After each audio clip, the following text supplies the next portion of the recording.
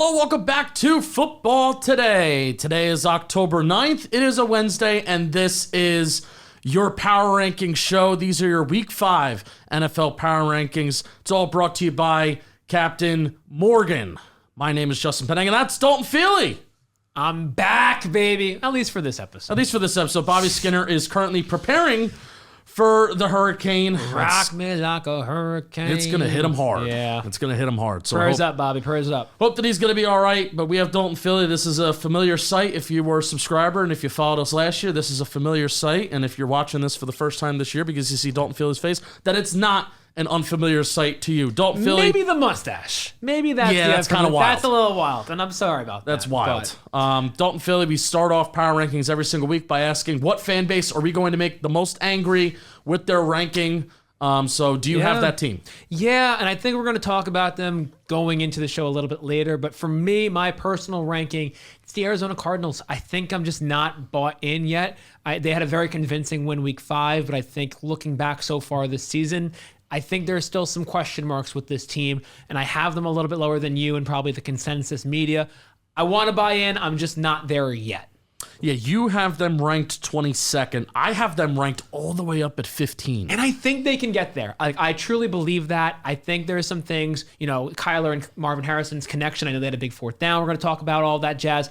But I just want to see the next couple weeks is going to be a real prove it to me. I mean, their offense is good. Their offense is above average in the NFL. It's their defense, and it's kind of crazy right now. I like looking at EPA tiers, right? Yeah.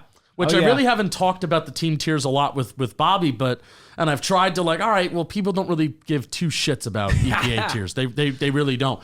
But if you look at the defensive EPA per play and the offense, and you want to be on the top right, there's these cluster of teams like the Eagles, the Cowboys, the Falcons, the Colts, the Bucks, and the Lions that are all above average on offense, but below average on defense. They're all clustered together. So my overall point is I think the Cardinals are a lot closer to teams like the Eagles, who I have ranked high. You have the Eagles ranked a little lower. The Cowboys, the Falcons, the Bucks, maybe not the Lions, but offensive efficiency-wise, it was the Cardinals who kind of, they played step for step against the Detroit Lions. So I would say the Cardinals are a little closer to those teams than the teams that you maybe would put them closer to the 20s with. That's my overall argument. I love their offense and their defense. For all the flack,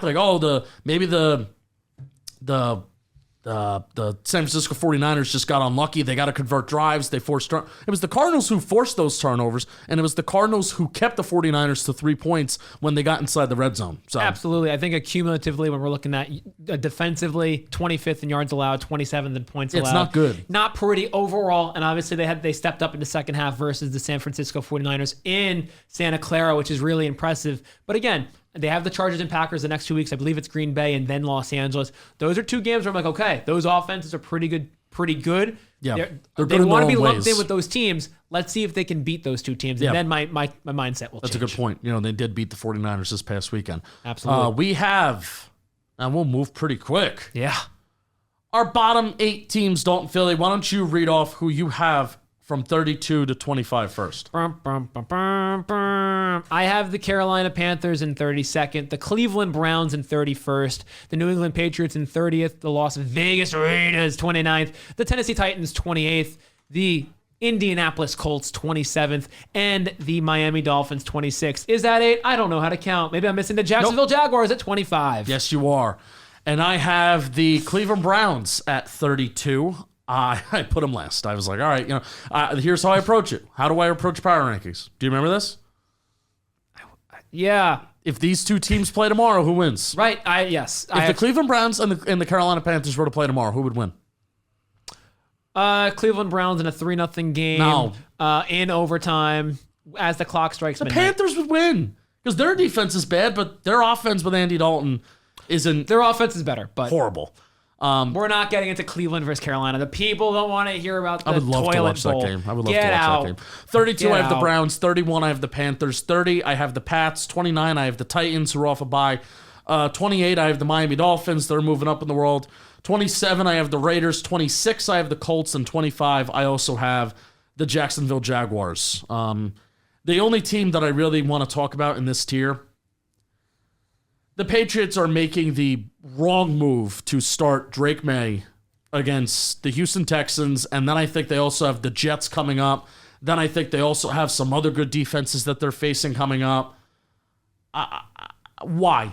Well, there's two leagues of thought, right? It's A, you sit your quarterback for a year, basically, let him learn from a veteran quarterback like Jacoby Brissett, and just kind of progress in that realm. Maybe not on field per se, but learning and watching. Which we've from seen that work. It's worked, but also we've seen instances where maybe not a quarterback doesn't start right away, but a quarterback comes in middle of the year, a la like a Jared Goff is the first person that comes to mind, where the Rams are struggling. Jeff Fisher's butt was on the hot seat, and then they're like, all right, Goff, you're getting on in there. And did he play great the first year? No, he did not. He actually was one of the worst quarterbacks when he entered in 2016. But that said, I think his career has gotten better and better because of the experience he learned in that 2016 season when he really struggled his first half, that second half of the year, his first stint as an NFL starter. So the question becomes, should Drake May sit and learn that way, or should he get on-field reps?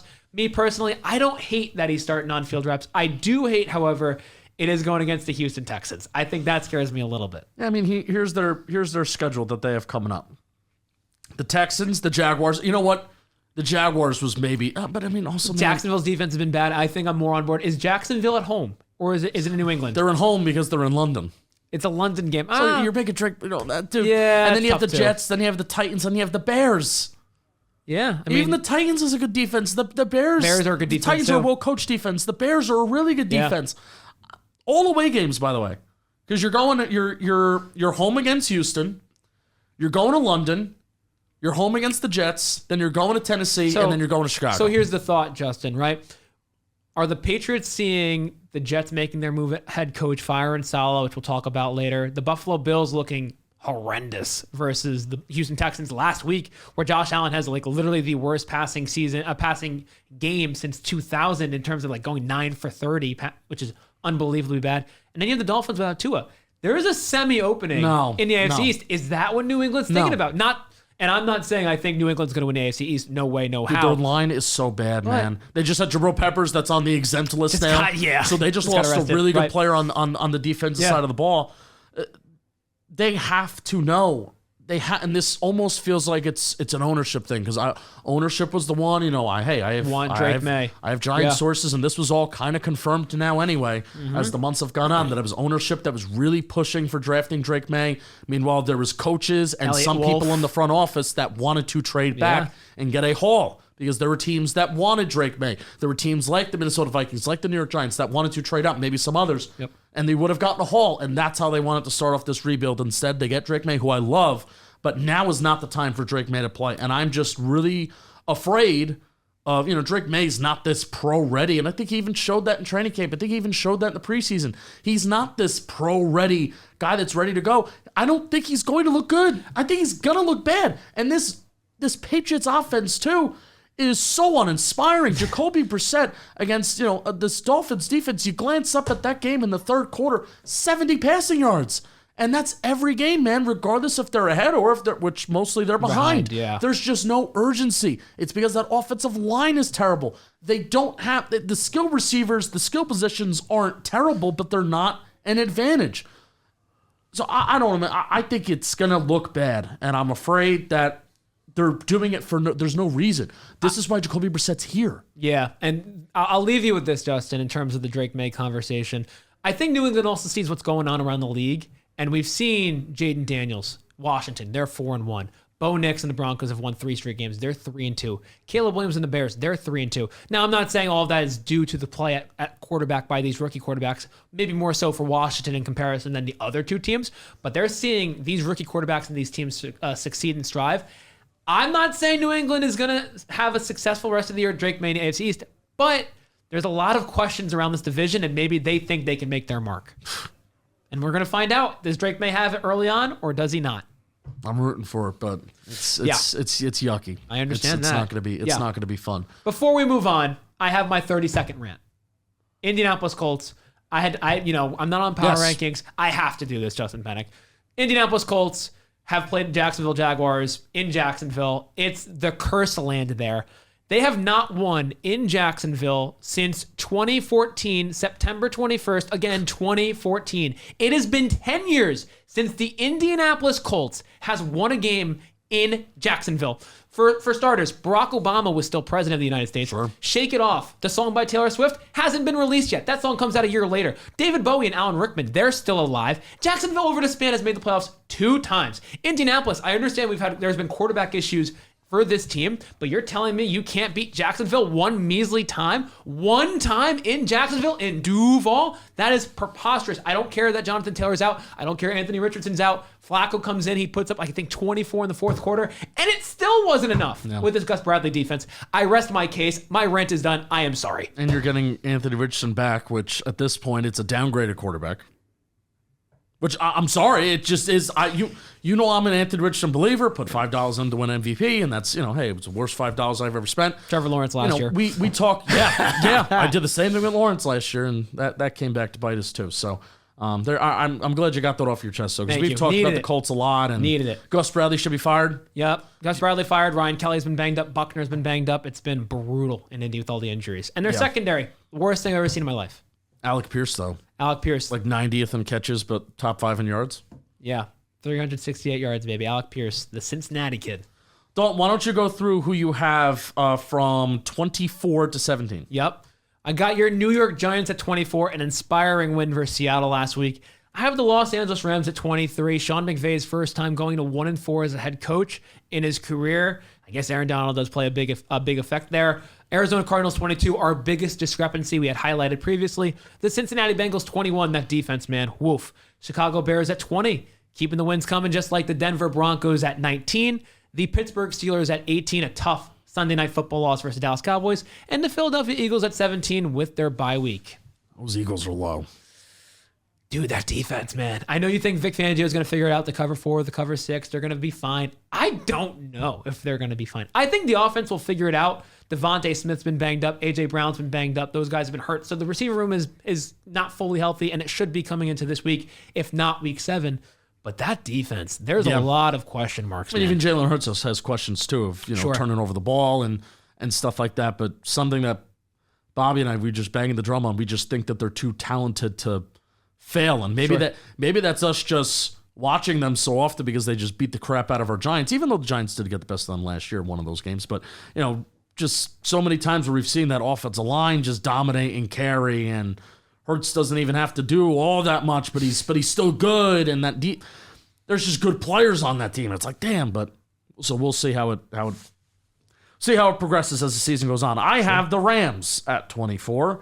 My New York Football Giants are at 23, making a little bit of a climb. They're having me believing again. The Bengals are at 22 somehow. I still believe in them, but I'll still believe in them in November, and they'll have 2 wins. 21, I have the Denver Broncos. 20, I have the Chicago Bears. 19, I have the Saints. 18, I have the Chargers. And 17, I have the Steelers. Dude, we mentioned about the Arizona Cardinals. I mean, that is some win. Like, regardless of where I have them ranked versus where you have them ranked, beating San Fran on the road 24-23. Emergency kicker Chad Ryland comes in, makes a big kick late in the game, gives Arizona the lead.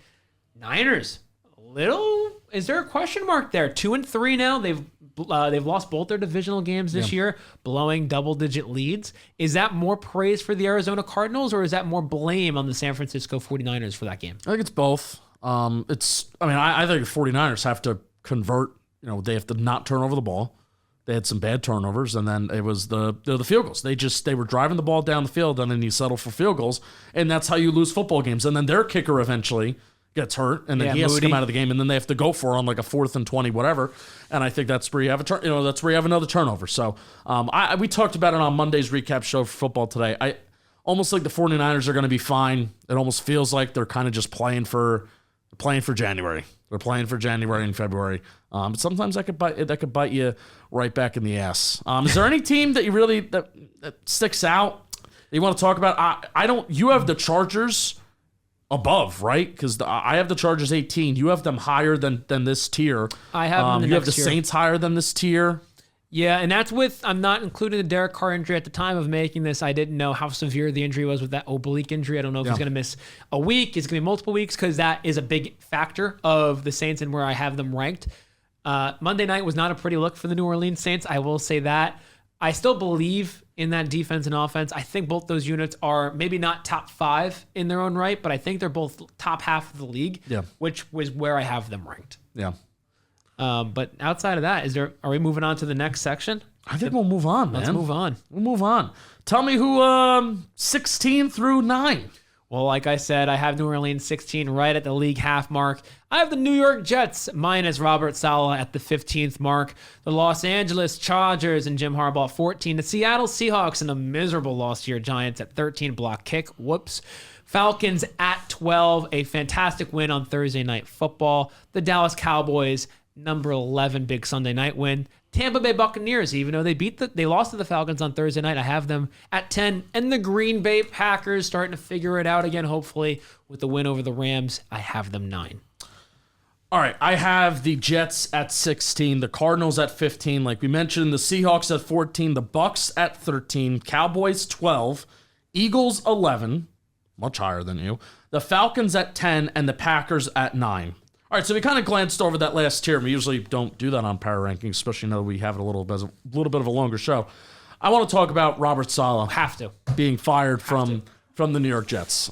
Give me your initial thoughts on it, because I have a lot to say. Yeah, I guess my quick hitter is that the Jets usually don't do this. Like, sure, they've had turnover at the head coaching position quite often in the 2000s, and I guess in their whole franchise history, but it's the first time they've fired a head coach during a season since 1975. So it's been, what's my math, 50 years at this point for this to happen, 24. Right? Yeah, sounds about right. 50 years. They had not fired a head coach, and Robert Saleh becomes that guy after that London game, a loss to the Vikings, where, again, the defense looks all right. It's just been quarterback play in that offense. I think it's ironic.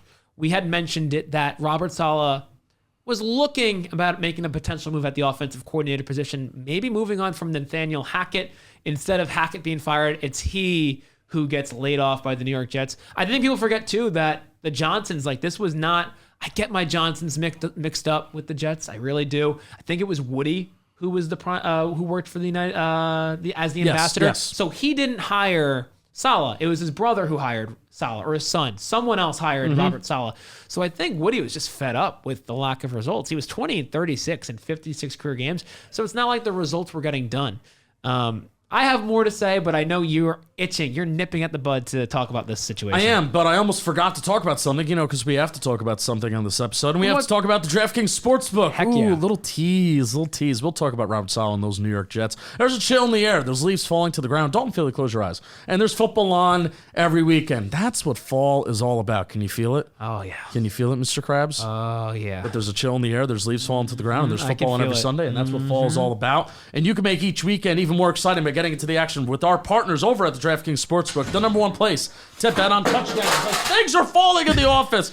Right now, all new customers bet just $5. You're instantly going to get $200 back in bonus bets when you use code FOOTBALLTODAY, all one word. That's $200 in bonus bets instantly. Stay in on the action. $200 in bonus bets to bet anytime touchdowns on DraftKings. So download the DraftKings Sportsbook app now. New customers use code FOOTBALLTODAY and bet $5 on any wager. Get $200 in bonus bets instantly. That's promo code FOOTBALLTODAY, all one word, only at the DraftKings Sportsbook. You'll be glad you did, Dalton Feely.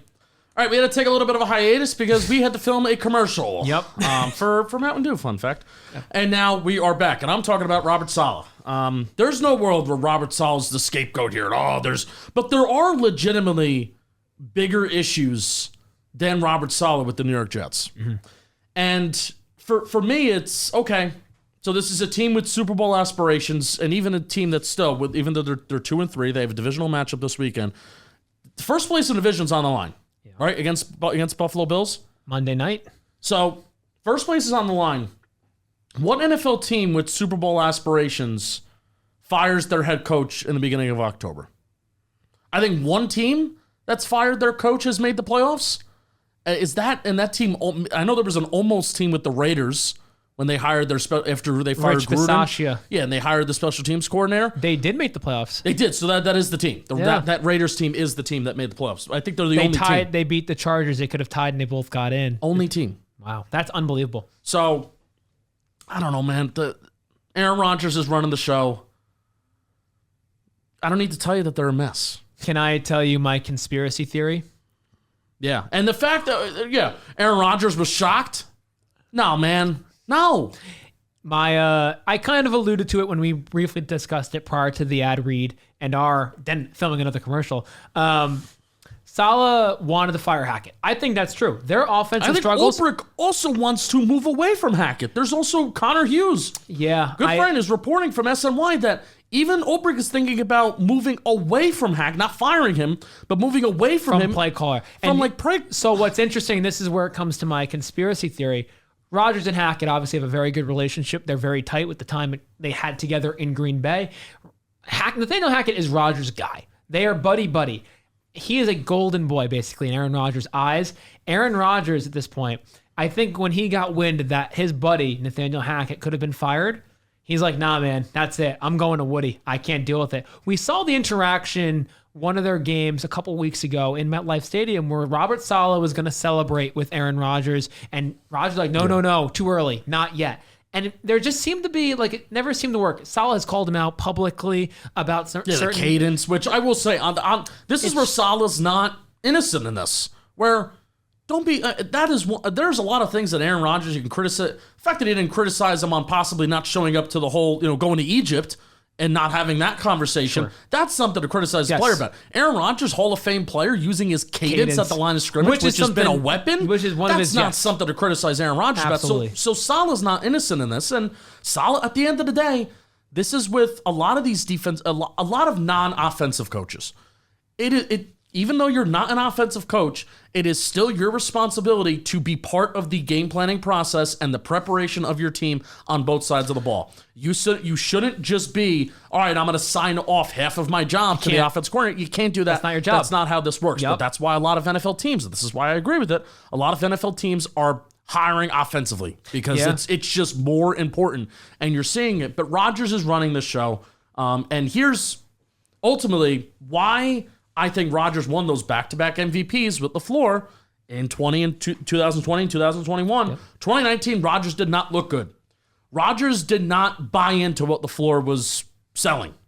And then finally, 2020, 2021, and then 2022, he kind of gets hurt, and the team maybe declines a little bit. But those back-to-back MVP years, Rodgers bought into, all right, this is what we're going to be doing. We're going to be doing motion. We're going to introduce more play action. We're going to introduce more things that modern NFL is about and not just doing this back shoulder bullshit and no motion, no play action, not just you reading the defense. LaFleur's like, I want to try and help you, bro. I want to try and help you with motion, with play action, with being more explosive. Yeah. And that's what LaFleur did. And that's why he won back-to-back MVPs after 2019. A lot of people, even like myself, was saying, I think Rodgers is done. He was not done. Won those back-to-back MVPs. Looked good. It's because he bought into what LaFleur was saying. Now, he's gone, not with LaFleur, going back to that pre-Matt LaFleur kind of thought process, at least in my opinion, with Nathaniel Hackett. There's no motion. There's no play action. Half of the offense is throwing back shoulder throws to Garrett Wilson and Mike Williams on the sideline, which resulted in an interception. Alan Lazard throwing and hey, they have the great connection with Alan Lazard. But even trading for Davante Adams is not going to fix a stale offense and a quarterback that right now is being blitzed over 40% of the time the last 2 weeks against two very good defenses, might I add. Yes. The Broncos and the Vikings. And the Vikings, two of the best blitzing defenses in football. Yes, but that is the MO, in my opinion, on how to beat the New York Jets now. Rodgers a couple years ago was on a list of do not blitz him. Now he is on a list of you should blitz him because he's old, he can't move as well, and I think this guy is even close to getting hurt because he's already limping and he's already talking about his knees. And we saw it in in England, where he got hit and he went in agony in his lower right leg. And people were like, oh my gosh, here we go again. There's no easy answers on this offense besides if you're going to throw a back shoulder ball and it's just snap and then release to Garrett Wilson, Mike Williams, or Alan Lazard. The offense, if they go out and get Davante Adams, it is just to appease Aaron Rodgers. The one thing I will say... They should do it. It will help them. They have a connection, and I think it's something they'll get back like that. That said, I think you're right. It doesn't solve any of the problems offensively that they've had. It's Hackett's offense. That's really Rodgers' offense that he's comfortable and he likes doing. This is his show. The entire Aaron thing Rodgers is his show. This is, the New York Jets have been a circus for years for different reasons. It's now become, a 5-star circus because of Aaron Rodgers, right? You have this good quarterback, something you haven't had in a long time. He goes down last year. And might I add, if he doesn't go down last year with the Achilles, maybe he has that second-year bump with Nathaniel Hackett, this offense. Maybe they like 2020 and 2021 like he did in Green Bay with LaFleur. But instead, he misses all of last year after getting hurt week 1 on Monday Night Football with the Achilles injury. This is his startup again. This is really year 1 with Aaron Rodgers and the Jets, and we've seen them kind of flop offensively so far. Yeah, man. They're good defensively. And again, it's not to justify saying Robert Saleh should have been fired. You are what your record says you are, Bill Parcells, blah, blah, blah, but there's larger problems here. There's larger problems. You can be a great defensive coordinator and be a bad head coach. And I'm not saying Robert Saleh is a bad head coach, but you know what? His record says so. Yeah. And it does seem like for the first 2-ish weeks, you're going to see a Jets team with a little bit more juice. You will, because that's always what happens when you fire the head coach. They're going to beat the Bills this week. That's my take. I think, like you said, it's a weird stat. Teams who fire their head coach the next week, I believe, have a winning record. It's unbelievable how it works. They have that extra night to prepare. Mind you, they are coming back from England, so that does play a little bit of effect. Maybe they won't. Maybe they will have an effect on it. I think there's got to be some juice. If they want to win this division, if there is an opening in the AFC East, they got to take it. And they made their move firing Saleh. Now, was it the right one? Yeah, they're just... And shame on me for... I was high on the Jets, man. I just thought it was, dude, they're playing back-to-back defenses that are playing great right now. The Broncos and the Vikings are playing great defense right now. So they had those teams back-to-back. And really, I think the only quarterback that's looked good against either of those defenses was Geno Smith when the Seahawks put up 26 points against the Broncos. That's it. And Geno Smith is a good NFL quarterback. So I don't know, man. We'll see how it progresses. The NFL season is long, but Rodgers is just running I would have thought, my thought process is, you dug your grave, now you're lying in it. You dug your grave at Saleh. You dug your grave. I mean, they should have. Hackett's the one to fire here, in my opinion. Agreed. Nobody was going into Sunday afternoon, this is such an obvious thing for the Jets to do. Nobody was saying, heading into London, that Robert Saleh should be fired.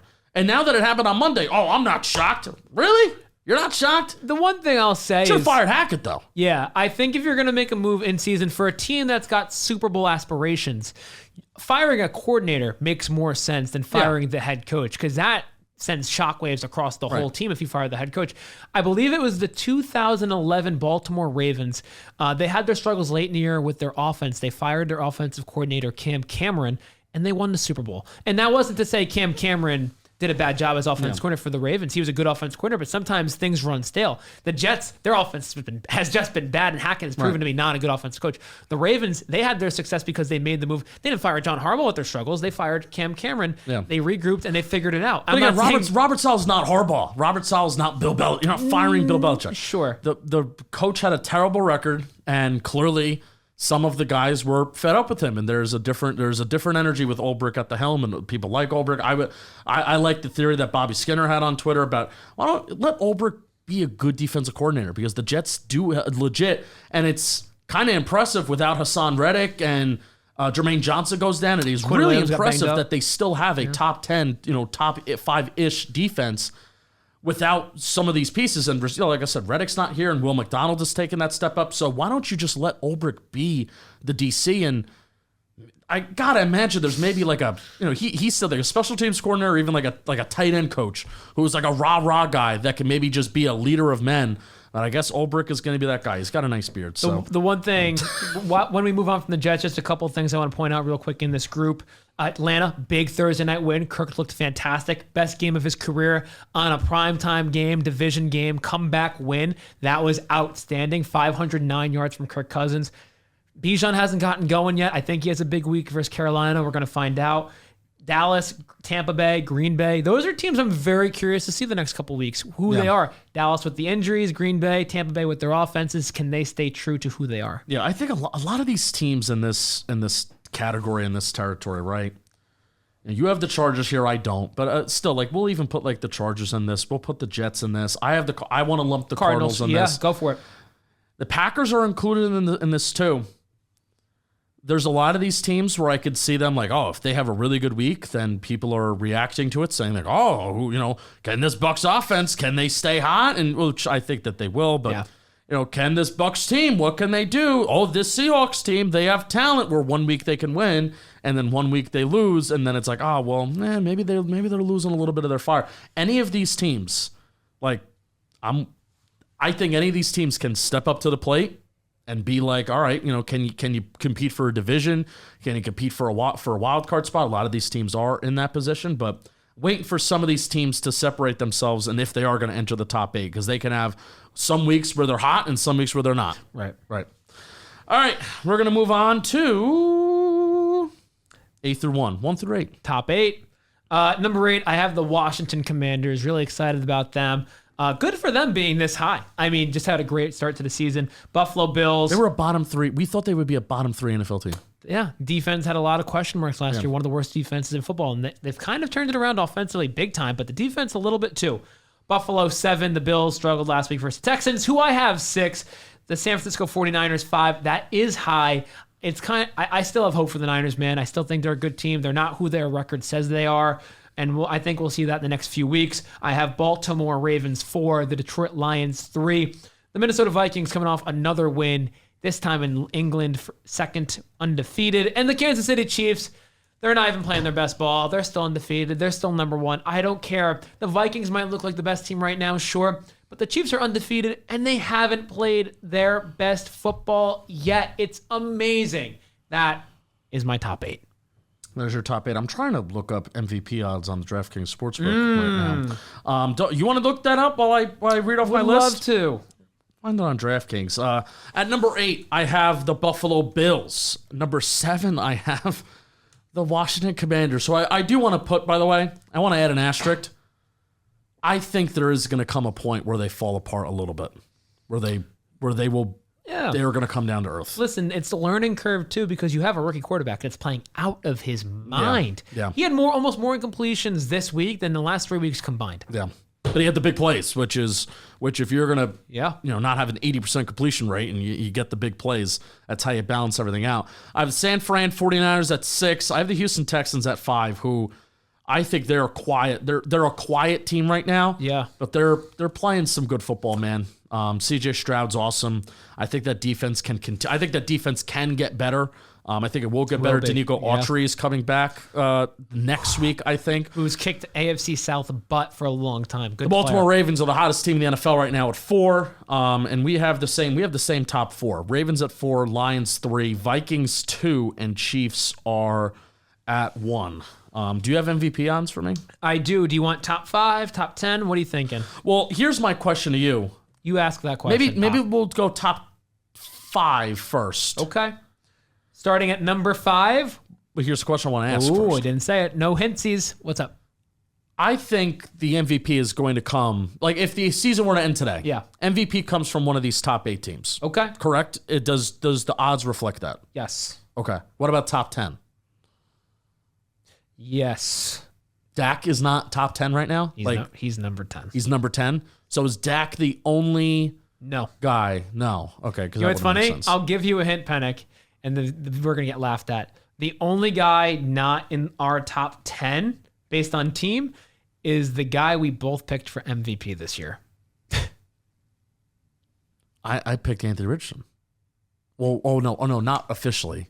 Burrow. Joe Burrow is also on the list. All right, so DraftKings believes that I didn't pick Anthony Richardson. I just put $5. No, you put $5 on him. Right. But I did pick Joe Burrow. We both took Joe Burrow to win MVP this year. He's number 7. There's a world. I still think there's a world where they maybe come back, but they probably won't. I mean, this loss versus Baltimore, you probably... I know you guys talked about it Monday. And they're going to lose Sunday night to the Giants. That's tough. Well, yeah, so the top 10 going backwards, Dak Prescott is tied for 10th with Kyler Murray. Brock Purdy 9, Jared Goff tied with him at plus 2,000. Joe Burrow plus 1,800. Sam Darnold plus 1,300. Jaden Daniels cracks the top 5 plus 1,000. CJ Stroud plus 754. Lamar Jackson plus 603. Josh Allen plus 602. Dude, statistically, he doesn't deserve it, but Patrick Mahomes. No way, man. Plus 330. Do not bet that. Don't bet that. Do not bet that. Numbers aren't great. But here's why. It does give me a little hope that my guy is number 3 right now. Now, 2 weeks ago, I think we did a video like who deserves to win MVP, and I said Josh Allen, but that was before back-to-back bad games. And things change in the NFL week to week, so I'm not saying this like, oh, this needs to be. Things could change this Sunday. It's the battle for the Delmarva, and it's the battle for Maryland this Sunday. Yeah, great game. And the Commanders could beat the Ravens, and the talking point is entirely different, right? But right now, 5 weeks in, right? 5 games for most teams. Who is carrying their team like Lamar Jackson? You could say, all right, Derrick Henry's involved in that. Yep. But Lamar's numbers, he won MVP last year. Lamar's numbers are better.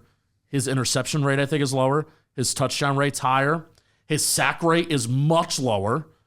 I think he definitely has more yards per game. So I don't know, man. Like, who is playing better football right now in terms of hero ball and how much their team depends on him than Lamar Jackson?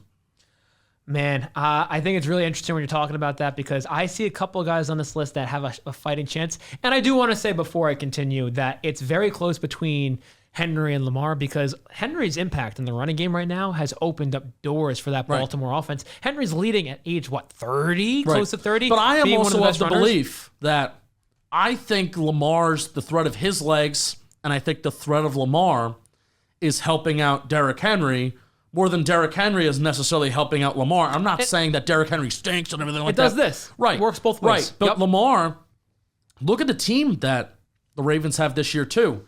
They lost Mike McDonald. They don't have the same defense coordinator. Yep. I think they lost talent on the defensive side of the ball. They're still talented, but they lost talent. Yeah.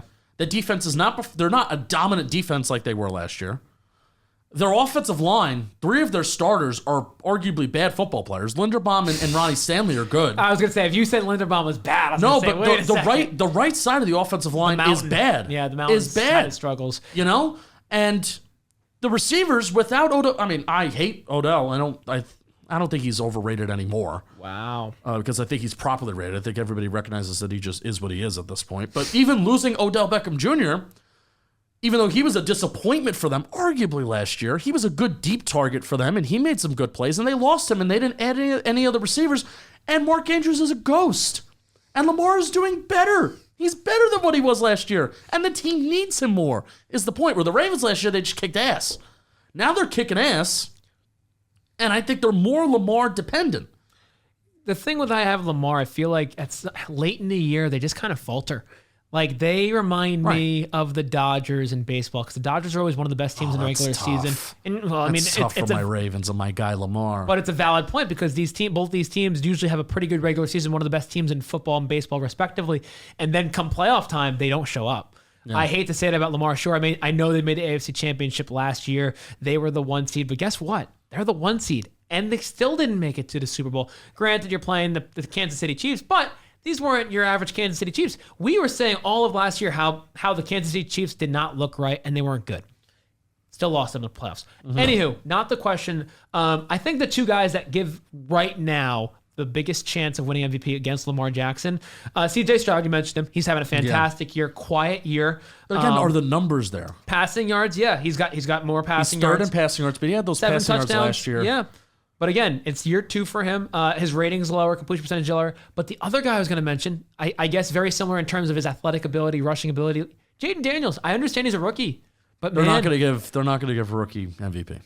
They're not going to. I think the biggest number that would say no, I think when we looked at touchdowns and interceptions, Jaden Daniels only has 4 Jaden Daniels only has 4 passing touchdowns, and he's thrown 2 picks. Lamar's got 9 touchdowns to 1, so I think that's the biggest discrepancy right now.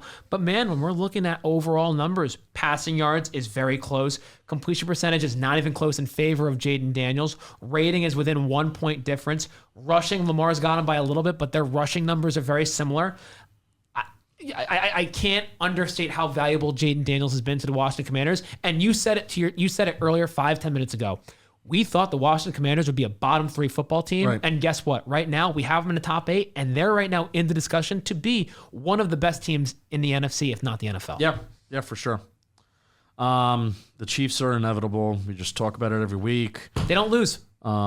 The Vikings, I'll tell you what, good for the Vikings on pulling out that game because that was the most adversity that they faced. Yeah. And they pull it out. Lose Aaron Jones during that with a hip injury. Yeah, well, they got to watch. That's something to monitor because if Jones is going to miss time, their splits, offensive splits with Aaron Jones, without Aaron Jones, it was not good against the Jets. And the Jets have a tough defense. Right. We'll see how Ty Chandler does stepping up in that role. Myles Gaskin was the guy who came in for Aaron Jones with Ty Chandler. Ty Chandler being the 1A at that point, Myles Gaskin being the 1B. I'm really curious to see how that rushing offense looks without Aaron Jones, man. Yeah. I'm so curious. 5-0 for the first time since 2016. Give it up for the Minnesota Vikings. Oh, yeah. Very impressive. On their bye week, Sam Darnold, the Ghostbuster. How about it? Where's he for MVP? He was outside the top. He was 6th. Yeah, so I think after week 3, he was the MVP favorite through the first 1/6 of the season, which means absolutely nothing. It means nothing now, right. too. I'm just thinking about it. Yeah, a couple rough games. In terms of odds, Sam Darnold is 6th. Yeah. So he's right there. He's leading the league in touchdown rate. Up there for passing touchdowns, passing yards. Yeah. He had a couple turnovers last couple of weeks, which has probably put him behind. First 3 played very clean football. Yeah, for sure. And like I said, Chiefs are inevitable. Is there anything else we want to touch on? I do want to give a little bit of love since I have the DraftKings Sportsbook open now, and I'm looking at odds for MVP open. The guy with the highest odds at the non-quarterback position is, any guesses? I feel like it's Henry or Jefferson, right? None of the above. Derrick Henry's plus 10,000. Jefferson is plus 10,000. Plus 7,000. Saquon Barkley of your Philadelphia Eagles. Well, he ain't getting it. They're not going to give it to running back, but I want to give some love. I know they're on a bye week. If he continues this up, man, offensively with the rushing game and the receiving game, if they use him and he stays healthy, which I know you know that I know that you know is a tough ask for Saquon Barkley, but man, he's basically carrying the offense for the Eagles. Dare I say it, because Hurts has had his struggles too, and the receivers have been hurt. 2 weeks from now, it'll be the Saquon Barkley reunion game at MetLife Stadium, October 20th. Dun, dun, dun, dun. He'll be back at MetLife. I'm looking at some of the lines this weekend, too. 49ers, Seahawks. Thursday night. 49ers are favored by 3.5, so if that's on a neutral field, then it's... if Who's it's on home? a neutral field, the Seahawks are home. So 3.5-point home dogs. Yeah. So if it's on a neutral field, the Niners would be a minus 6.5. Yeah, minus 6.5. Yeah, so you guess what the Commanders and Ravens spread is. Ravens home. Ravens home, I would guess Baltimore minus 2.5. It's minus 6.5. Really? They're favorite. I thought they were going to surprise us and give it to Washington. I think that's fair. I think that's fine. Yeah. Let's see. Anything else that sticks out? The Texans and Patriots game is the same spread as the Commanders-Ravens game. No way it's minus 6.5. Texans minus 6.5. Run to the DraftKings Sportsbook. I mean, that's unbelievable. You picked the Drake Texans May's to first cover. start? Yeah. A rookie's first start. Yeah, I'm picking and it's crazy. It's the Browns and Eagles. Eagles are home favorites by 6.5 points, and I'm betting the Eagles. I guess we'll see when it comes to Week 6. But Justin Penik, Saquon Barkley plus 7,000. Put your money on it. I know you want to. Put your money where your mouth is, and we'll see you next week. Send Bobby well wishes. Say, hope you defeat the Hurricane. Defeat Hurricane. Enter Hurricane name here. Punch it in the face. Punch it in the mouth. And give me heart emojis or say, I miss you, Dalton. Yes, we'll see you next week. Like, comment, subscribe. Peace.